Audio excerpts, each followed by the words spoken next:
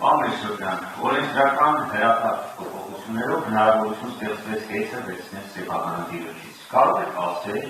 թե այդ օրենքի կիրառումը որքանով է իրավական, քանի որ եթե օրենքը խստացնող փոփոխություն է ենթադրում, ապա հետադարձ ուժ չունի,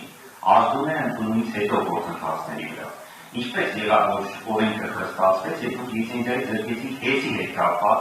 նախկինում կատարված ձեր կարծիքով սանքցիաների համար, եւ երկրորդ հարցը հեծի ու զրկեցի լիցենզիայի չնայած որ արձանագրած 9 կետանոց խախտումներից 6-ը տարածքային կառավարման եւ ենթակառուցվածքների նախարարությանն է վերաբերում եւ ոչ թե հեծին։ Այդ դեպքում ինչու նախարարությունը չպատժվեց եւ վերջին հարցը նաեւ լրացնելով գործընկերոջը հարցին հեծի կառավարումը առնվազն տեսականորեն կարող է ստանձնել թուրքական ընկերություն։ Այստեղ մեր օրենսդրության հետ կապված խնդիր չի առաջանում։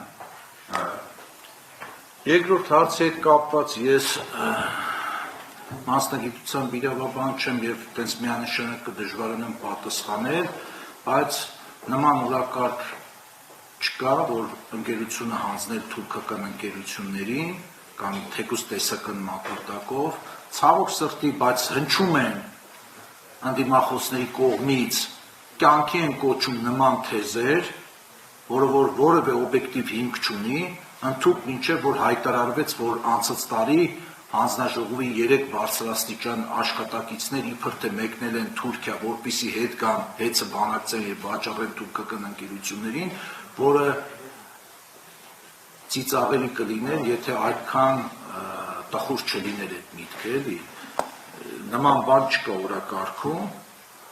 եւ հետեւաբար թուրքական որևէ ընկերության հեծը վաճառելու կամ բան, ասենց այս պահին հողի վրա ռեալ իրականության մեջ որևէ նշան ես չեմ տեսնում։ Եվ առաջի հարցը օրենսդրական հրատապ փոփոխությունների, որոնք հետադարձ ուժ չպիտի որնեն։ Նորից պետք է ասեմ իրավական բնույթի հարց եք տալիս, ես կդժվարանամ դա մեկնաբանել, ես արել եմ օրենք ընդունելուց հետո վարվել եմ այնպես, ինչպես որ պետք է վարվեի, այսինքն օրենքով գործել եմ, օրենքով տրված ինձ իմ լիազորությունների շրջանակում եւ ոչ ավել։